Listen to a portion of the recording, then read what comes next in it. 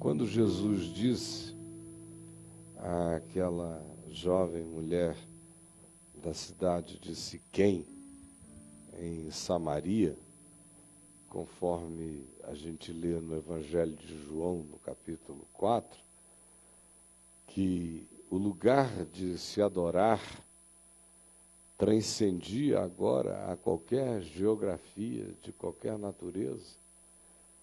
Ele estava dizendo algo que para o homem antigo, muito mais seriamente do que para a maioria de nós, tinha uma força esmagadora, embora para muitos de nós que ficamos viciados em religião e em doutrinação religiosa, o que ele tenha dito há 2000 anos atrás continue sem ser ainda a tranquilidade e a garantia dos nossos corações e mentes no que diz respeito a andar com Deus, crer em Deus e viver a Deus. Ele disse, perguntado pela mulher: Senhor, os nossos pais dizem que o lugar aonde a gente deve adorar é aqui nesta montanha, no Monte Gerizim, bem na frente de Siquém, que era um monte designado por Moisés no Velho Testamento para ser o lugar das bênçãos.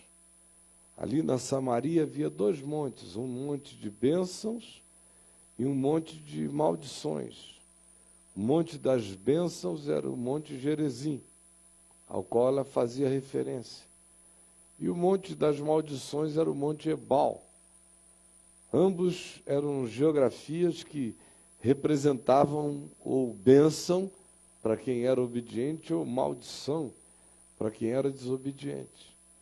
E como os samaritanos, que originalmente eram todos judeus e são filhos de Abraão, mas tinham no exílio que viveram, até anteriormente ao exílio dos de Jerusalém, na Judéia, se misturado com outros grupos e outros povos, os judeus, assim chamados, da tribo de Judá e que tinham sua capital em Jerusalém, ficaram fazendo discriminação e desenvolveram veemente preconceito em relação aos samaritanos.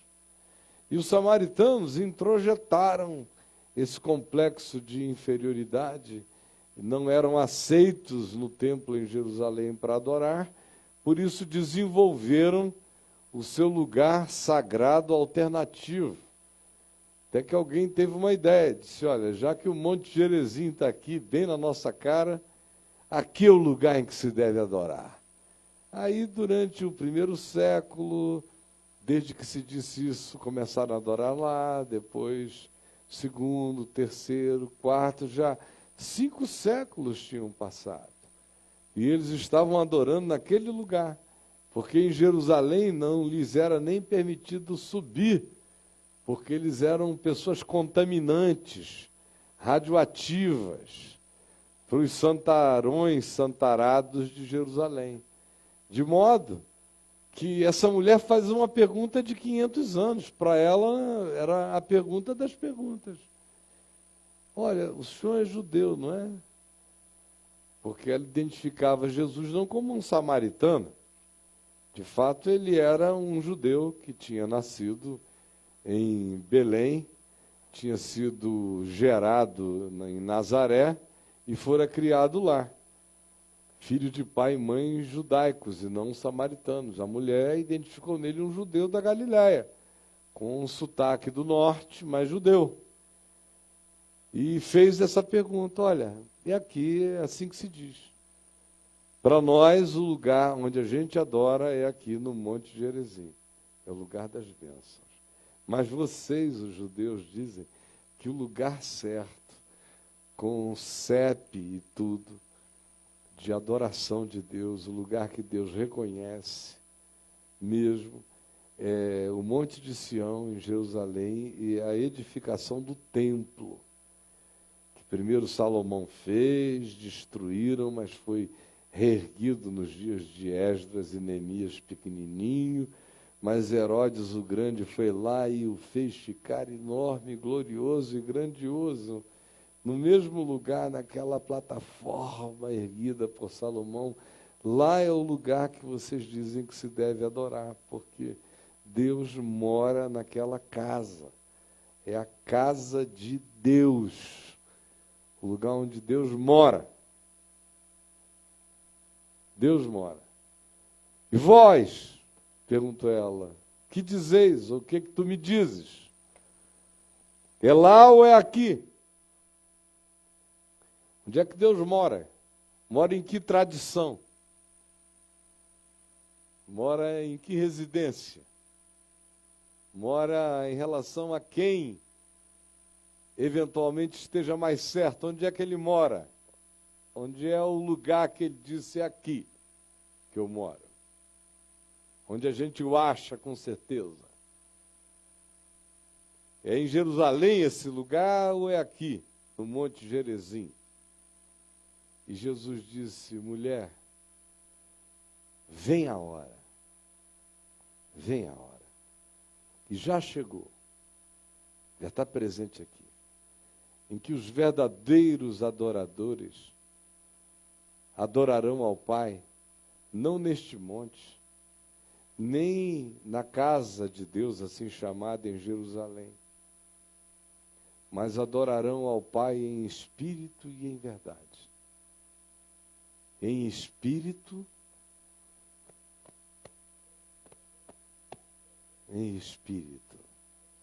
em consciência, não numa geografia, nem num ambiente definido por qualquer manifestação terrena ou contingenciada. Ao contrário,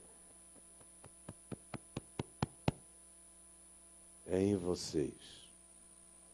É em espírito e é em verdade, é com toda a sinceridade, toda a transparência de ser, porque são esses os que Deus procura, esses os que o Pai, ele diz, esses são os que o Pai procura para seus adoradores.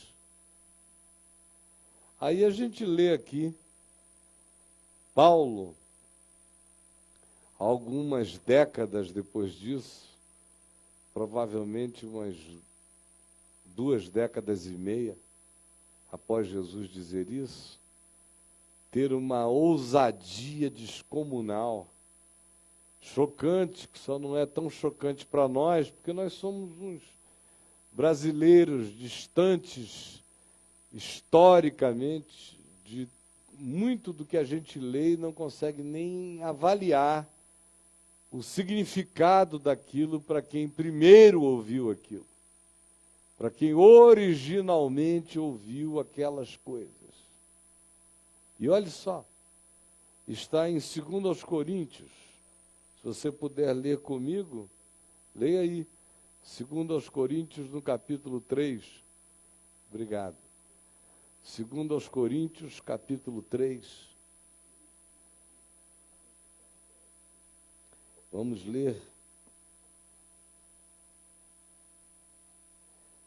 A gente pode começar, inclusive, em 2 Coríntios, no capítulo 2, no verso 14, que diz, graças, porém, a Deus, apesar das nossas inseguranças, ele diz, no verso 13, da falta de tranquilidade, muitas vezes até no espírito, graças a Deus que a ação de Deus não está circunscrita à nossa relatividade, porque Ele sempre nos conduz em triunfo, e por meio de nós manifesta em todo lugar onde a gente seja, onde a gente esteja, onde a gente vá, em todo lugar. Olha a diferença é neste monte ou é em Jerusalém? Jesus disse, em todo lugar. E Paulo repete, em todo lugar, ele manifesta a fragrância do seu conhecimento naqueles que o discerniram em espírito e em verdade. Porque nós somos para com Deus o bom perfume de Cristo, tanto nos que são salvos como nos que se perdem. Para com estes, os que se perdem, os que fecham o coração deliberadamente contra o Evangelho, depois a gente vai ver quem são esses que deliberadamente fazem isso. São religiosos, moralistas, fechados, pedrados. Tanto nesses, nosso perfume é sentido como um cheiro, uma fragrância, que provoca neles a sensação de morte, porque é o cheiro deles mesmos, da morte, que os incomoda, não que nós cheiremos a morte, é que o nosso cheiro de vida contrasta com o cheiro de morte que carregam na alma. Para com outros, para com os que creem, para com os que acolhem a palavra, nós somos aroma de vida para a vida. E nenhum de nós é suficiente para estas coisas. Somos? Claro que não. Porque nós não vivemos como tantos outros, mercadejando nem vendendo a palavra de Deus. Antes, em Cristo, vivemos, falamos na presença de Deus com sinceridade, em espírito e em verdade. Vivemos e somos da parte do próprio Deus. Por isso, apesar da nossa relatividade, a gente carrega cheiro de Deus. Aí ele dialoga com os de Corinto, que estavam lendo a carta, já antecipa-se a perguntas que lá poderiam surgir, e diz: vocês já estão falando que, porventura, eu estou fazendo super recomendações a meu próprio respeito. Mas não, se vocês quiserem, vocês são a minha carta viva, escrita, está escrita em vocês. O imprimato do significado do que eu estou dizendo foi impresso em vocês pelo Evangelho. Não há por que nenhum de vocês ter dúvida a respeito disto. E as marcas dessa consciência que vocês carregam aqui entre nós não foram feitas com tinta, mas pelo Espírito do Deus vivente. Nem tampouco foram impressas em tábuas de pedra, como nas tábuas de Moisés, mas em tábuas de carne, de mente, alma e coração. E é por intermédio de Cristo que nós, que somos dele, temos tal confiança em Deus, que ele escreveu e inscreveu a palavra dele em nós. E é por isso que andamos com ousadia sincera. E em todo lugar há a fragrância, o cheiro do perfume de Deus na nossa vida. Não que nós mesmos sejamos capazes de pensar estas coisas como se nós tivéssemos virtude para produzir esse extrato de graça, como se isso nascesse em nós, partisse de nós, fosse produção nossa. Não é. Pelo contrário, a nossa suficiência, a nossa convicção e certeza vem de Deus, o qual, pela graça, nos habilitou para sermos servos de uma nova aliança, de uma nova relação, não feita com base em letra, como a letra das tábuas da lei de Moisés, mas com base no que foi inscrito em espírito e em verdade em nós. Porque a letra, as obediências externas, as preocupações comportamentalistas matam. Mas é o espírito cheio de fé e quebrantado que é vivificado. Ora, Se o ministério da morte de Moisés, das tábuas de pedra, escrito e gravado com letras em pedras, se revestiu de glória, porque ele teve esse ministério, a sua glória, essa hora, essa era, esse momento, teve a sua glória, a ponto de os filhos de Israel não poderem olhar, fitar a face de Moisés, por causa da glória do seu rosto, ainda que desvanecente. Mas se aquele ministério, que é um ministério de morte, que diz, quem não obedece, morre. Quem não obedece, morre. Quem não obedece, morre. E quem obedece tudo, mas é transgressor de um mandamento, ainda assim mesmo é réu de todos. Portanto, por aquele ministério de Moisés, ninguém escapa. Se aquilo que fala de morte carregou a sua glória, como não será de muito maior glória o que nós temos hoje? Esse ministério, esse trabalho, essa ação, essa era, essa glória do Espírito Santo habitando em nós? Porque se o ministério de Moisés, das tábuas de pedra, do medo, do pânico, do clangor de trombeta, do apavoramento radical, aonde todos disseram, não fale Deus conosco, porque nós não suportamos. Sim, se o ministério da condenação em Moisés foi cheio de glória, ora, em muito, mas muito maior proporção, será glorioso o ministério da justificação pela fé em Cristo Jesus.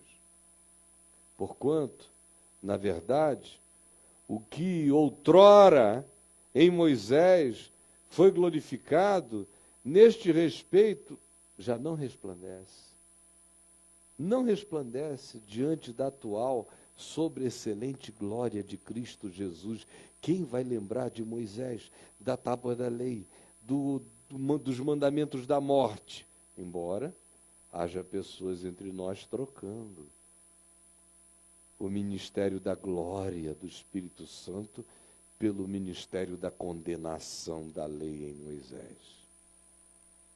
Porque se o que se desvanecia, que era a lei de Moisés, e Moisés mesmo teve a sua glória, muito mais glória tem o que é permanente, aquilo acerca do que se disse, vem a hora e já chegou, vem a hora e já chegou, em que os que adoram ao Pai o adoram em espírito e em verdade. Não é neste monte, não é em Jerusalém, não é baseado em geografia, nem em concreções humanas, nem em sacralizações humanas. Tudo isso passou. Nós estamos diante de uma glória maior. Tendo, pois, tal esperança, servimos-nos de muita ousadia no falar, diz Paulo. Cheios dessa esperança, nós falamos na cara de qualquer um, a começar de Moisés, de qualquer outro. Vocês não entenderam. Nós não estamos cultuando nada que tenha a ver com outrora. Nós estamos diante de uma sobreexcelente glória, manifesta hoje, para quem anda pela fé, porque vem a hora e já chegou. Essa é a nossa certeza. E é por isto que eu tenho as ousadias que eu tenho no falar. Paulo diz, e eu repito, eu tenho as mesmas ousadias baseadas na mesma realidade. E não somos, olha o atrevimento de Paulo do ponto de vista dos religiosos judaicos, ou como muitos religiosos entre nós, e não somos como Moisés, que punha véu sobre a cara, para esconder a carinha dele, para que os filhos de Israel não vissem que ele estava em estado de desvanecência. Aquele não era um véu para salvar o olhar do povo em relação ao brilho de Moisés, acabou se tornando um véu que ficou na cara dele para encobrir o fato de que dia a dia aquele brilho passava, Moisés morria. Não havia nada perene na glória de Moisés.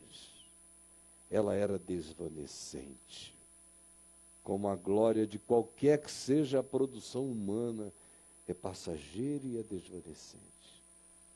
Mas os sentidos deles, dos que creem em religião, em lei, em regra, em tábuas da lei, em observâncias, e que vivem com medos enormes de castigos e obedecem por causa de sentenças e condenações, por causa do ministério da morte, do medo da morte, do medo da punição. Os que são assim, esses que assim veem, que assim sentem, que assim interpretam, ficam com os seus sentidos embotados. Paulo diz, o véu de Moisés se lhes transfere para os sentidos espirituais e eles se embotam e não enxergam, eles se entopem, eles não percebem. Pois até o dia de hoje, quando eles fazem a leitura do Velho Testamento, eles leem o Velho Testamento sem ser em Cristo, não têm Jesus como chave hermenêutica e acham que aquilo tudo está em validade.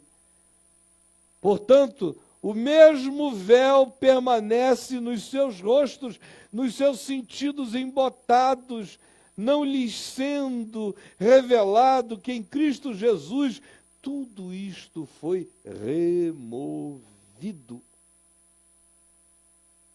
Ao contrário, até hoje, quando o Velho Testamento é lido por quem não lê a Bíblia a partir de Jesus, tendo Jesus como chave única de interpretação, sabendo que palavra de Deus é Jesus o Cristo, e que só é palavra de Deus vale daquilo que Jesus ensinou e viveu, e nos mandou praticar, tudo mais morreu. Até hoje, quem não vê assim, quem não entende assim, quando lê o Velho Testamento, saiba, o mesmo véu está posto sobre os seus corações. Por isso, a palavra do Evangelho lhes soa como um escândalo. Até hoje. Quando, porém, algum deles se converte de fato ao Senhor, a Jesus, ao Evangelho, à palavra, à cruz, ao fato de que está consumado, o véu lhes é retirado. E eles veem, e os sentidos se desentopem. E o Espírito Santo lhes traz a certeza de que eles têm total liberdade para andarem com Deus, para se aproximarem de Deus, para se trazerem íntegros em espírito e em verdade, sinceramente diante de Deus, sem nenhuma forma de dissimulação, como Paulo já tinha dito antes, com sinceridade e da parte do próprio Deus. Ora, e todos nós, os que assim cremos, que deixamos de lado Moisés com suas tábuas, a salvação pela lei, ou as crenças de que a palavra de Deus reside entre uma capa e outra capa do livro chamado Bíblia, e queremos fazer uma conciliação absoluta de tudo. Quem quer que assim viva, continua com um véu na cara e os sentidos embotados e não entende nada até que se converta ao fato de que Cristo é tudo. E que nele tudo está consumado. E que ele, ressuscitado de entre os mortos, mostrou aos seus discípulos tudo o que a seu respeito constava na lei de Moisés, nos salmos e nos profetas, mas mostrou-lhes apenas o que a seu respeito constava, porque o que não é a seu respeito, morreu. E se não morrer, vira um véu de incapacidade de entendimento dos nossos sentidos e nas nossas percepções. E nos tira a liberdade de ser. e nos arranca a sinceridade de ser. Mas os que creem não temem e se apresentam diante de Deus com total liberdade, em espírito e em verdade, sem nenhum véu de insinceridade, mas com a cara de fora. Eu sou um flagrante diante do meu Pai. Eu me aproximo dele com essa convicção, com esse acolhimento, com essa certeza de que nele eu estou já incluído e que não há nenhuma condenação para os que estão em Cristo Jesus, o nosso Senhor. E todos nós, com o rosto desvendado, sem venda, sem véu, sem nada se interpondo entre nós e o nosso próximo, sem nada se interpondo entre nós e o nosso Pai, nós nos aproximamos dele com o rosto descoberto, contemplando hoje a face de Deus como por espelho, porque ainda não a vemos diretamente, mas nós temos o reflexo da imagem de Deus, do sentido de Deus, porque Jesus é a expressão exata do ser de Deus, e foi ele quem disse: quem me vê a mim, vê ao Pai. Mas ainda que como por espelho, nós contemplamos, eu contemplo agora a glória do Senhor todos os dias. Eu vejo a glória do Senhor. A glória do Senhor é Cristo. A glória do Senhor é quem eu serei conforme Cristo. Eu vejo a minha glória. Vejo a minha glória na terra, aqui hoje. Cada dia que eu me torne mais parecido com Jesus, um pouquinho mais glorioso eu me torne. Cada dia que o entendimento dele me possua, mais glorioso eu me torno.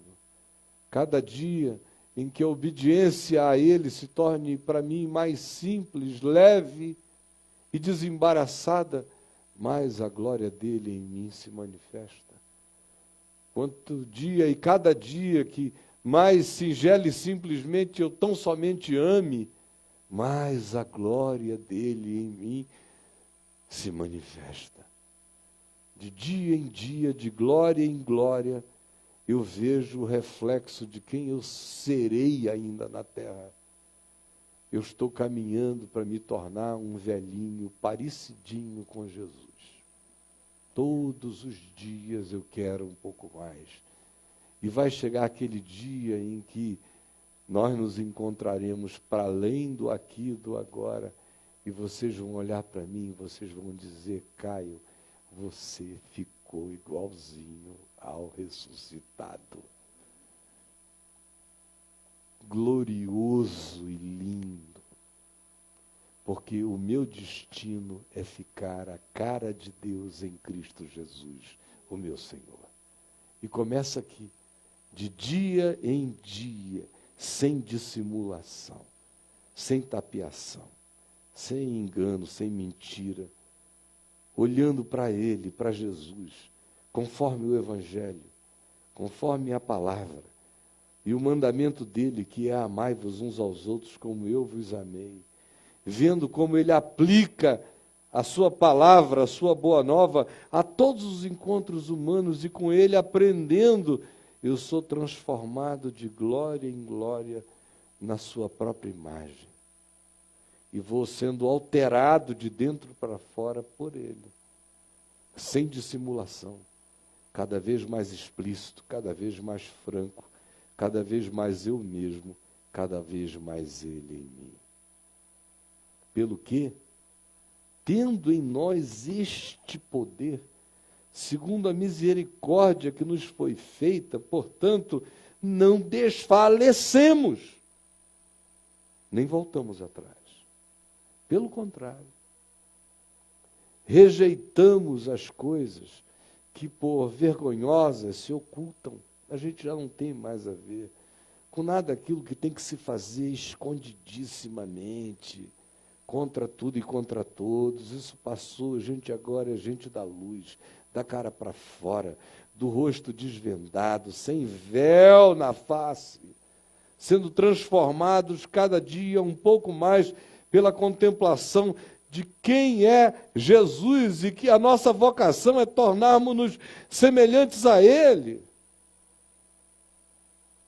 Sabendo disso, não desfalecemos, pelo contrário, rejeitamos essas coisas vergonhosas que se ocultam e não andamos em astúcia, nem em dissimulação, nem adulterando a palavra de Deus em nosso favor ou contra os outros. Antes, pelo contrário, buscamos andar na presença de Deus e na presença de todo homem com a melhor consciência, manifestando a verdade, porque Deus é Espírito e importa que os seus adoradores o adorem em espírito e em verdade. Mas se este Evangelho, o nosso Evangelho, como diz Paulo, o único, ainda está encoberto, não é para nós que ele está encoberto. E eu espero que para nenhum de vocês aqui ele esteja encoberto. Se ele está encoberto, ele só está encoberto para aqueles que se perdem, para aqueles que não querem se abrir para o fato de que eu não sou suficiente para nada, não existe nenhuma suficiência em mim para patrocinar nada, toda a minha suficiência vem de Deus, vem de graça, vem como favor imerecido, eu só acolho, recebo pela fé e ando nela com temor, tremor e sinceridade diante de Deus, sem dissimulação. Mas esses, para quem o Evangelho, por exemplo, isso mesmo que eu estou pregando aqui, que para vocês não é um escândalo, para alguns outros é um choque, é escandaloso. O Caio está dizendo que Moisés morreu com a sua lei, a lei de Moisés morreu com Moisés, porque se alguém está em Cristo é nova criatura, e o fim da lei é Cristo para a justiça de todo aquele que crê. Que escândalo! Quem quer que assim não enxergue, é porque o Deus deste século cegou o entendimento dos que não creem que está consumado, que está tudo feito, que o escrito de dívida que constava contra nós, cheios de ordenanças que nos eram prejudiciais, foi rasgado e encravado na cruz. Mas quando a gente não crê assim, o príncipe, o Deus deste século, o diabo, cega o nosso entendimento para impedir que resplandeça na nossa consciência a luz do Evangelho da glória de Cristo, o qual é a perfeita imagem de Deus e é o desafio para que eu ande e me torne naquele sentido. E o assimile e o absorva. E vai me tornando dia a dia, aqui na terra, parecido com Ele, até aquele dia em que eu serei como Ele é, absolutamente. Porque não nos pregamos a nós mesmos, nem estamos nos oferecendo como referência para nada. Nós só estamos dizendo é que essa graça tem se cumprido na nossa vida pela fé. Esta graça tem se cumprido na nossa vida pela fé. Embora nós sejamos pessoas vindas de uma situação caótica, nós sofremos um regênesis. Estávamos sem forma e vazios, mas a palavra do Espírito, a palavra do Evangelho nos atingiu. Porque Deus que disse, de trevas resplandecerá a luz, ou haja luz, lá no início, foi Ele mesmo hoje, e agora e aqui, que resplandeceu em nossos corações, para a iluminação desse conhecimento de Deus. Dia a dia eu conheço mais a Deus, olhando a face de Cristo, os modos de Jesus, os caminhos de Jesus, os princípios de Jesus, o Espírito de Jesus, o modo de ser de Jesus, e contemplando isso eu vou sendo transformado de glória em glória. e vou ficando a cara de um filho de Deus. E é aí que eu queria chegar. Isso é só a leitura. Só a introdução para vocês entenderem agora o que eu quero dizer. Prestem atenção. Temos, porém, senão ninguém entender nada. Tem um contexto. Temos, porém, este tesouro, Paulo diz, ó, que tesouro. Ou é ou não é um tesouro viver assim, ser assim? Ter essa convicção, carregar esse entendimento. É maravilhoso, eu não troco isso por nada. O que vale mais do que isso? O que importa mais do que ser assim? Ter essa consciência. Viver com esse alvo sublime no coração, no ser. Ter essa ousadia. Meter a cara para dentro da cara de Deus. Com sinceridade. Sem esconder nada. E à medida em que eu olho livremente, sabendo que eu já estou acolhido e incluído, eu vou sendo transformado. Quanto menos medo da verdade, mais cara, limpa, livre, sincera diante de Deus, vendo que em Cristo Jesus eu sei como Deus é e como eu devo ser.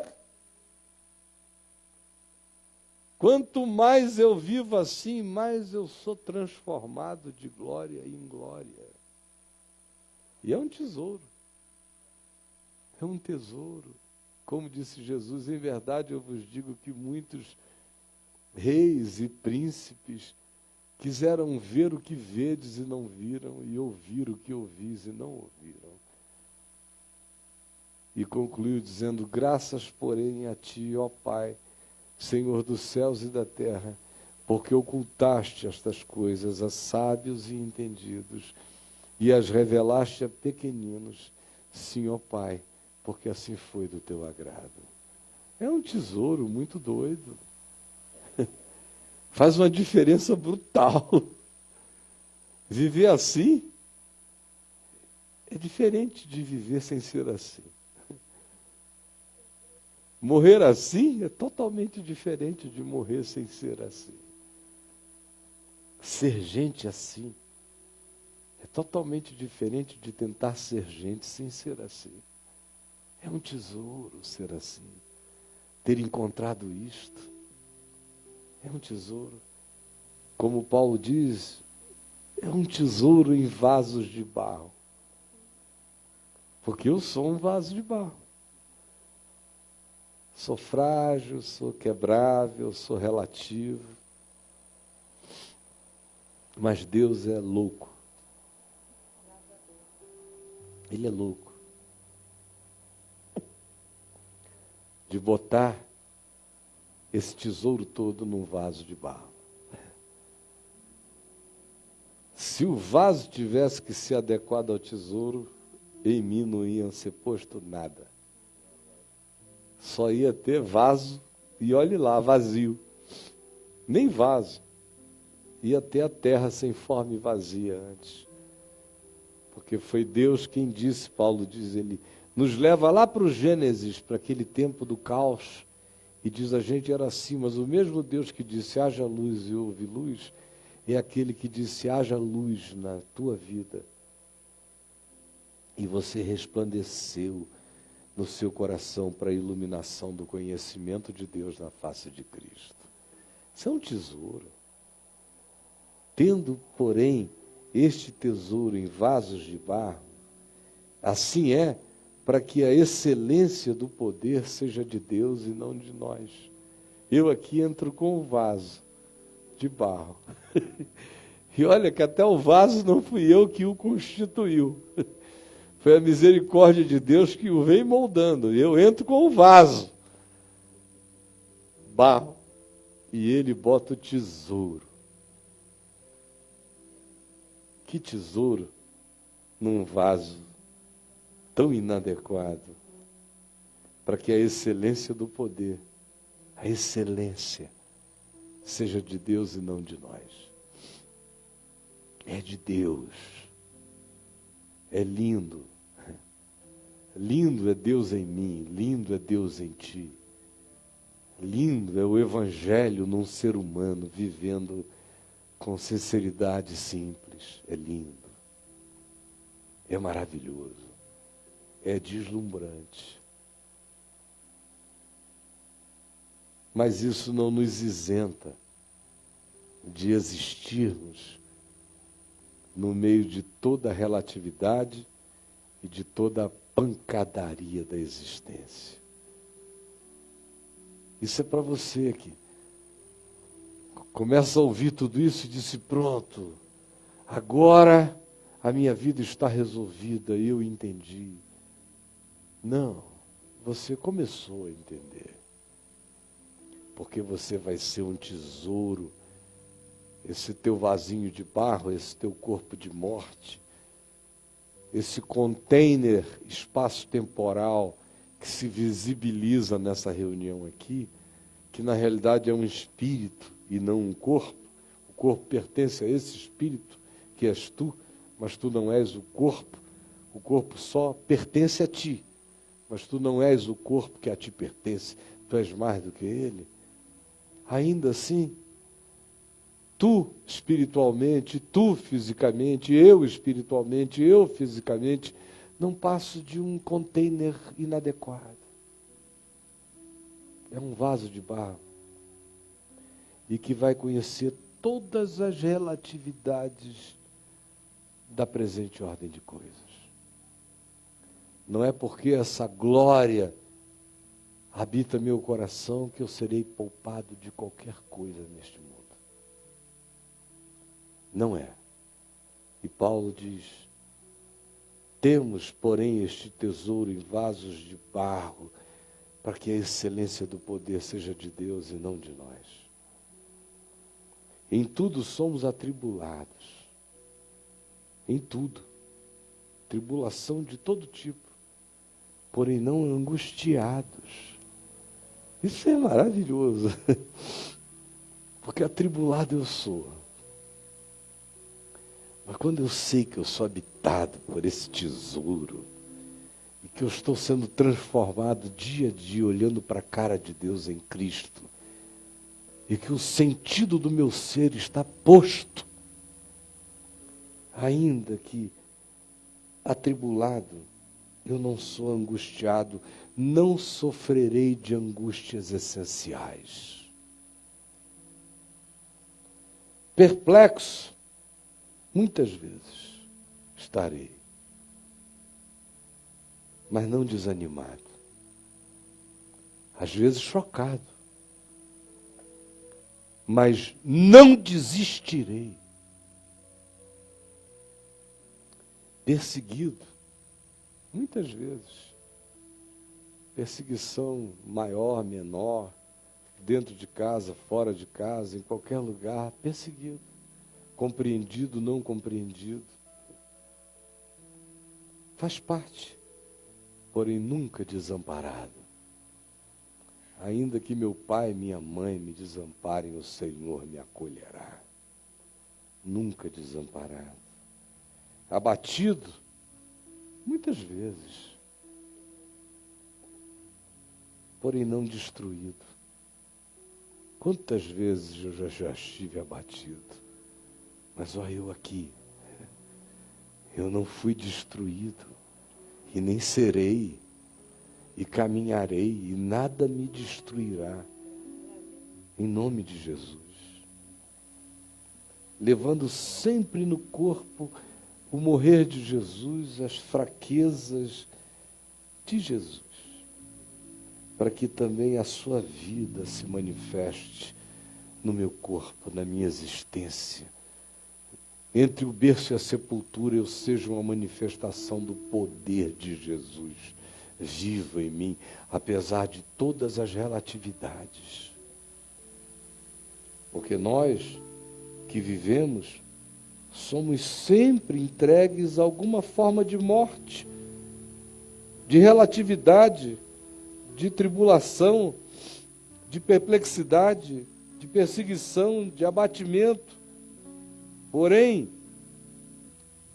não angustiados, não desanimados, não destruídos, não desamparados, levando sempre no corpo o morrer de Jesus, para que também a sua vida se manifeste na nossa experiência mortal. De modo que para nós é assim que a experiência desse morrer cotidiano vai operando em nós vida, vida, vida, vida, todo dia. E eu creio em tudo que eu estou dizendo a vocês.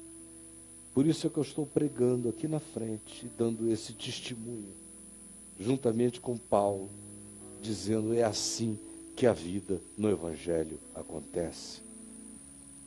E há um poder de Deus, o mesmo poder que ressuscitou a Jesus, também nos levantará, nos apresentará, e é o mesmo poder que nos mantém hoje, no meio de tudo e de todas as coisas, em estado de caminharmos em triunfo, sempre manifestando em todo lugar o bom perfume de Cristo Jesus.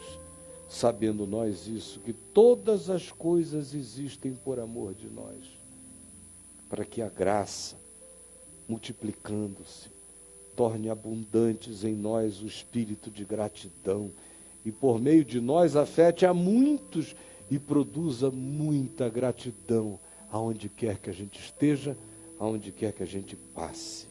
Por isto, nós não desanimamos. Porque eu sei disso tudo, eu não desanimo. Porque eu sei disso tudo, eu não desanimo. Você pode repetir isso comigo? Porque eu sei disto tudo, eu não desanimo. Repita mais uma vez.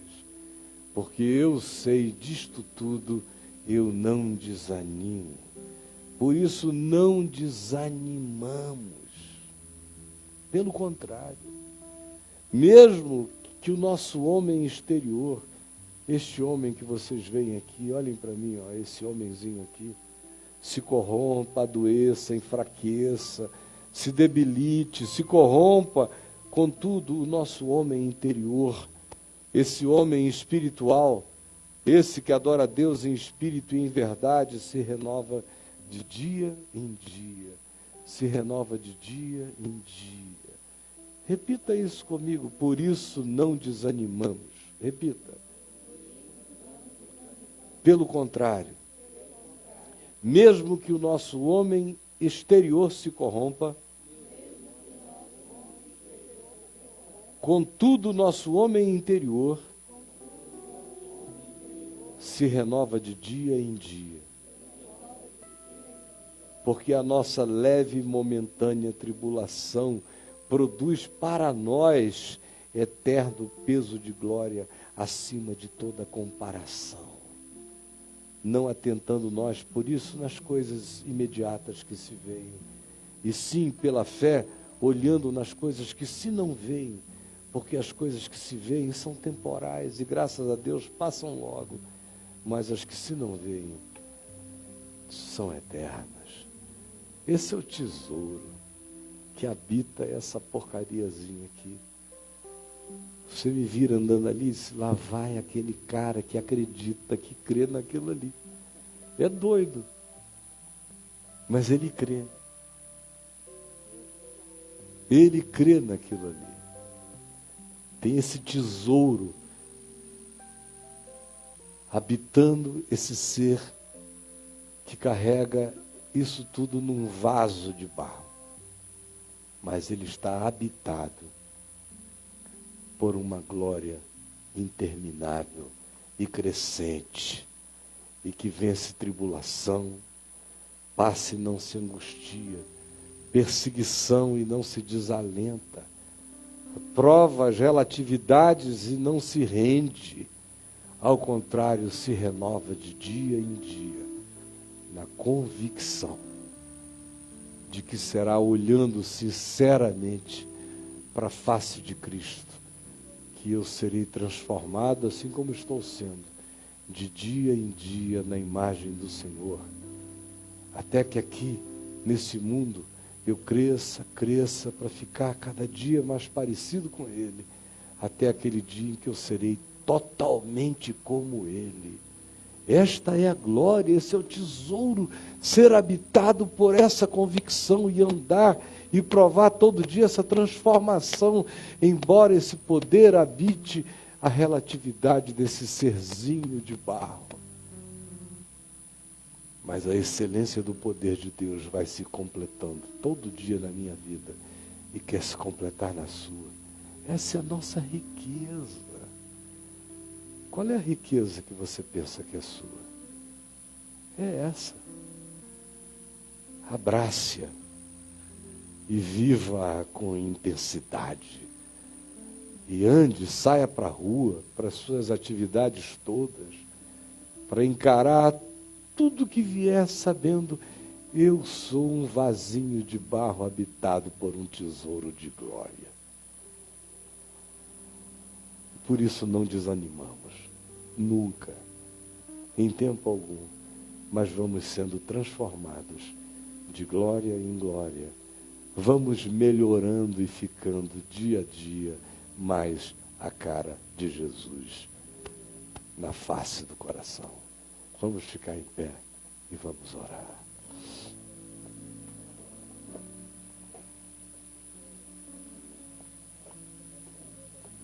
Você vai sair para sua casa e talvez você tenha passado esse tempo aqui, não sentiu nenhum arrepio, não deu nada assim muito especial, nenhum tremelique, mas a sua cabeça não vai ser mais a mesma. Esse é o poder do Evangelho. Ele não se manifesta necessariamente fazendo a terra tremer, mas incapacitando a gente de viver do mesmo modo para sempre. Uma vez que ele entra, tudo se altera. E você não tem mais retorno. O que foi plantado em você não será arrancado. Nunca mais. E você vai andar dizendo, minha única chance de transformação é contemplando a face de Cristo segundo o Evangelho. É como Jesus que eu tenho que viver. Isso vai crescer em você. Sem medo, sem lei, sem fobia, sem pânico. Vivendo em espírito e em verdade, adorando a Deus em você, onde Ele habita. Carregando esse tesouro de fé, de glória, de graça. E atravessando os perrengues, as lutas, as relatividades, sem que nenhuma angústia te acachape, nenhum desânimo te pare, nenhuma perplexidade gere estupefação adoecedora. Ao contrário, você passa, você vence, você prossegue, você é fraco, mas você é imbatível em Cristo Jesus. Se esse tesouro de glória crescer na sua consciência, se você, porque crê, confesse, porque creia, viva. E aí tudo mais vai ficando menor. As angústias do tempo presente, as lutas não são para comparar com o eterno peso de glória por vir a ser revelado em você e pela certeza de que você já é a habitação de toda essa maravilha no Espírito Santo. É isso que me põe em pé todo dia, é isto, e é isto. E será isto que me botará em pé e mais do que vencedor todos os dias da minha existência, enfrentando a realidade com um poder maior do que ela, que é a glória desse tesouro transformante que me habita em Cristo Jesus. Oh Pai, nós estamos aqui